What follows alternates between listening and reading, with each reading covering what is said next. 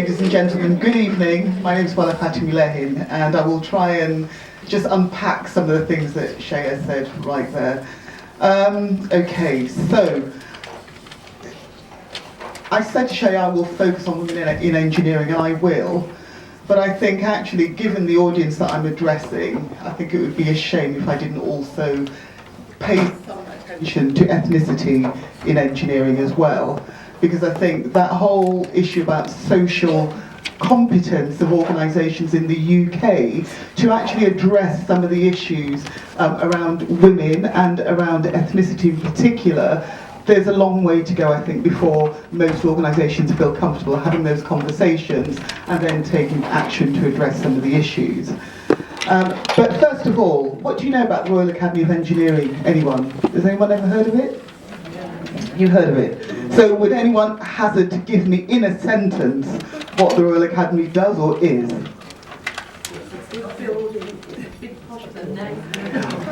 It is a very big posh building. It's part of the Queen's estate. Our offices overlook St James's Park.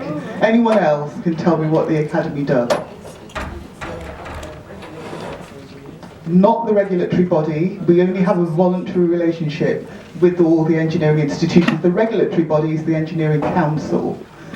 Okay, so the Royal Academy of Engineering, sorry, the test is over now. The Royal Academy of Engineering, we're quite a new organisation, but we're a very traditional organisation. So if I tell you a few things like, it was founded in 1976 by 120 people, guess what percentage of those people were male? 99. 100% score on that question. Yes, they're all men, they're all white, average age 65, okay? And this is very good for the Academy, okay, because what the Academy does is it brings together disparate voices on engineering to impact and influence government policy. So it's great having those people on board. 129 of them started the Academy about 40 years ago, almost 40 years ago now. And if you know about engineering, there are 36 professional engineering institutions, some of which you've heard of and some of which you've never heard of and will probably never hear of again. So the ones you've heard of are things like the ICE, Institution of Civil Engineers, Institution of Mechanical Engineers.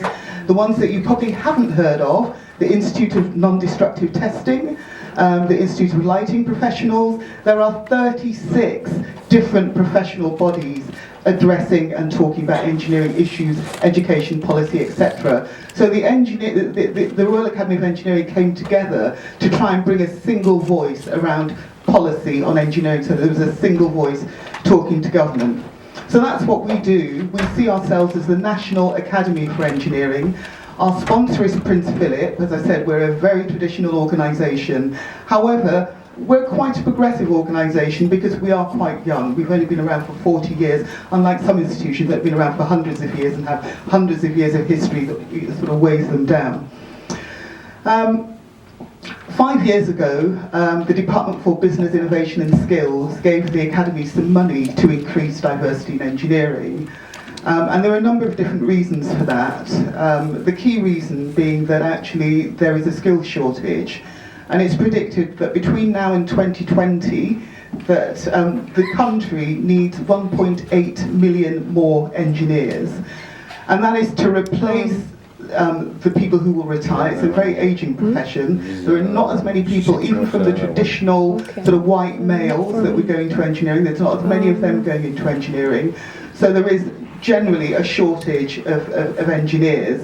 So there is a strong business case for looking at diversity and encouraging more people in.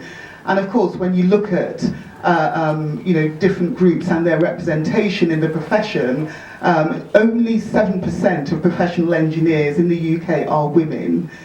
And some people might think, well, actually, women don't want to be engineers. Perhaps they're not really, got the mind or the brain or the aptitude or the appetite or whatever for engineering. But actually, we have the lowest number of female engineers than any European country, right? Which, when you look at countries like Italy, who you think, well, what are their gender politics like? But they've actually got more female engineers than we have here in the UK. If you look at countries like Malaysia, they have way more engineers. I'm a Nigerian, most Nigerian women think engineering is a very good profession to get into. So there is something about culture in the UK, I think, that stops women thinking about engineering as a career.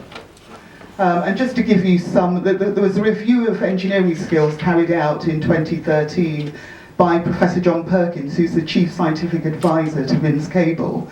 And he reviewed engineering skills, and this is just to give you an insight into government thinking.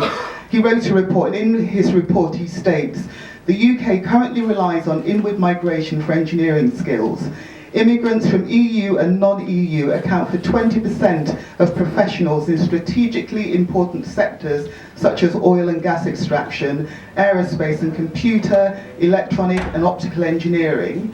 So these are tier 2 shortage occupation lists. There are 119 occupations on that list, and half of them are engineering, and of the rest, 20% are sort of science-related professions.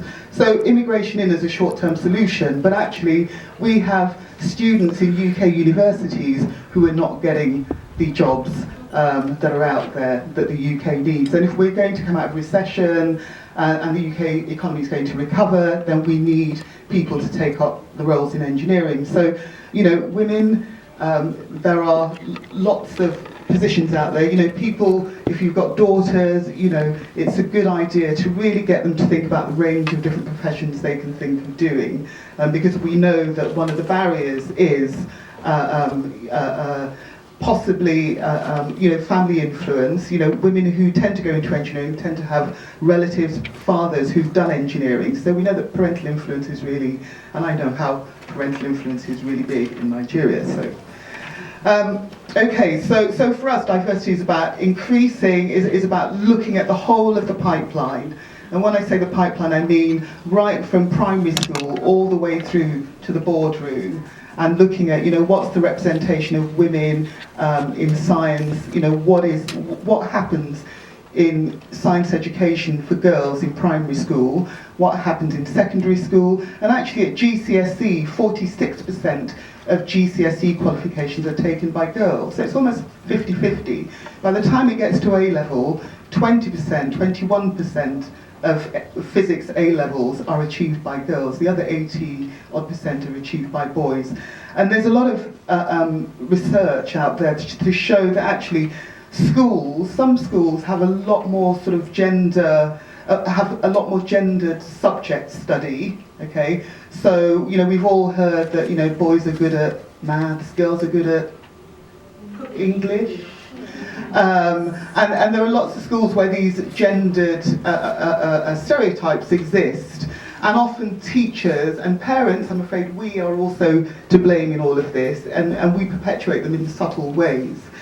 So that it means that, you know, 21% of girls do A-level physics, and physics is an indicative subject for engineering. You don't have to do it, but if you really want to be an engineer, then physics is a good subject to take up. And incidentally, now the combination for engineering is physics, maths, and art. Okay, some people find that quite surprising, but design is quite key. Having an eye for detail, understanding how to package, you know, your invention is really, really important. So if we look at the pipeline for women, as I said, you know, it's 21% at A-level. If you look at graduates, it's 16%, so you can see it, that, you know, it's squeezing down. Then you look at the workforce, it's 7%. Interestingly, because I said I was going to look at ethnicity as well, if you look at ethnicity, we don't have the A-level numbers just yet.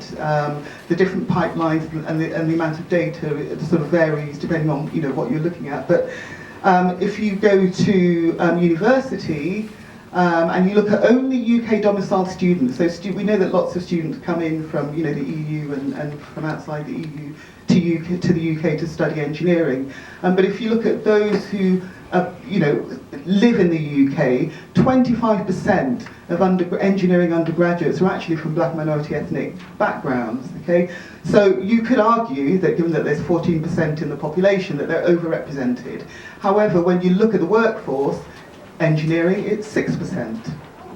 So there is something happening about the transition from study into work. So that's another focus of the work that the Academy is doing. And we've done quite a bit of research looking at, we've done quite a bit of work looking at, why this situation persists. And, you can do loads and loads of research, but I think some of the key points that are coming out are that engineering companies, especially the large corporate engineering companies, tend to go to the Russell Group universities. It really matters what university your child goes to. They go to the Russell Group universities, and if you look at diversity, as we all know, most of the black minority ethnic engineering students are in the post-92 or the old polytechnic universities. So we are trying to do work at the Academy with 11 employers, and we're recruiting a supplier tomorrow to help us deliver a programme to bring more of the post-92 students to the attention of the employers, because it just isn't happening at the moment. And if we're in a situation where we're saying we need 1.8 more, million engineers, and we've got, wasted talent, well, it just doesn't add up. So we're doing work in that way. But if we just focus back on engineering and women for a minute, what are the barriers to engineering? I'm sure some of you, and we've touched on some of them, and I'm sure a lot of you know what they are. But there's a lot of research coming out that says that actually women don't identify with engineering. It's not for people like me.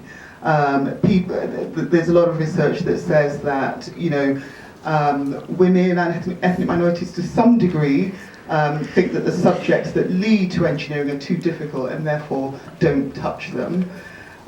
There is also something about the perception of engineering as dirty, oily, messy. If you Google engineer when you get home, it's all about hard hats. Every single one of about 1,000 images that will come up when you enter the word engineer into Google will have people with hard hats on. Engineering is not all about hard hats. There is some of it that's about that, but actually contemporary modern engineering is not about that. I think also there's something about the low visibility of engineering. People don't really talk about it in schools. You don't really hear the word engineer maybe until after. You don't see engineers in your day-to-day life. The people that are called engineers are often